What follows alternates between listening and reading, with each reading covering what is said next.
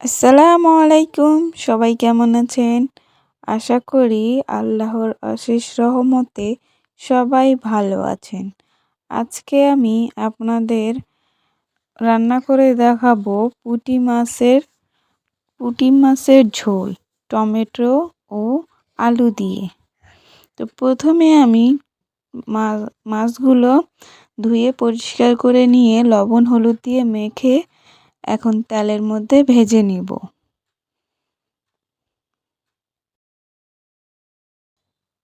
মাছগুলো ভাজা হলে এখন আমি এগুলো তুলে নিব। মাছ ভাজা তেলের মধ্যেই আমি এখন পেঁয়াজ কুচি দিয়ে দিব। পেঁয়াজগুলো হালকা ভাজা ভাজা করে নিব।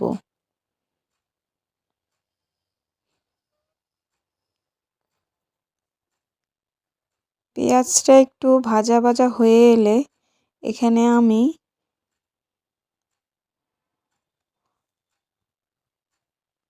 আদা রসুন বাটা দিয়ে দিব।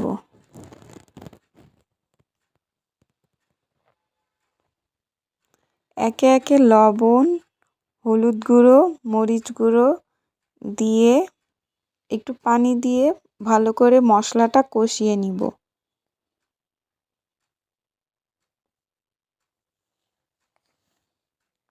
এখানে আমি ধনিয়া ও জিরার গুঁড়ো দিয়েছি।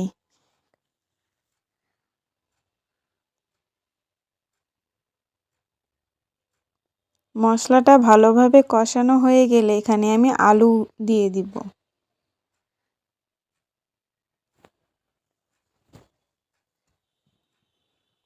আলুগুলো একটু নাড়াচাড়া করে ঢাকনা দিয়ে দিব।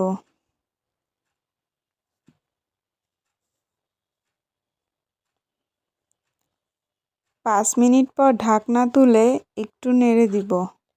ওখানে আমি কাঁচামরিচ আর একটু জিরে বেটে দিয়েছি।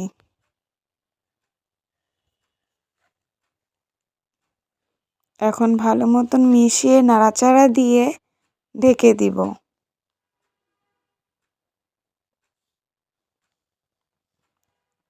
কিছুক্ষণ পর আবার ঢাকনা খুলে একটু নেড়ে দিব। এখন এখানে টমেটো কুচিগুলো দিয়ে দিব। টমেটোটা ভালো করে নাড়াচাড়া দিয়ে ঢেকে দিব।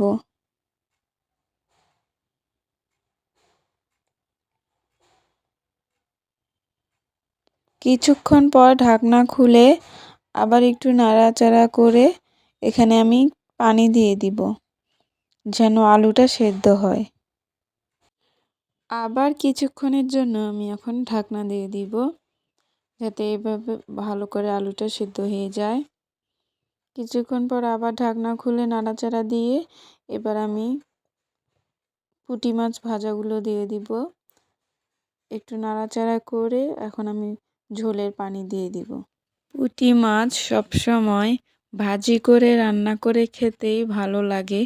তারপরে মাঝে মধ্যে এরকম যদি একটু ঝোল ধুয়ে রান্না করেন সেটাও কিন্তু খেতে অনেকটাই ভালো লাগে। তাই আমি মাঝে মধ্যে এরকম ভাজি করেও রান্না করি। আপনারাও খেয়ে দেখবেন, অনেকটাই ভালো লাগবে। এখন আবার কিছুক্ষণ ঢাকনা দিয়ে রাখবো। ঢাকনা খুলে একটু নাড়াচাড়া করে এখানে আমি ধনিয়া ও জিরার গুঁড়ো আরেকটু দিয়ে দিব।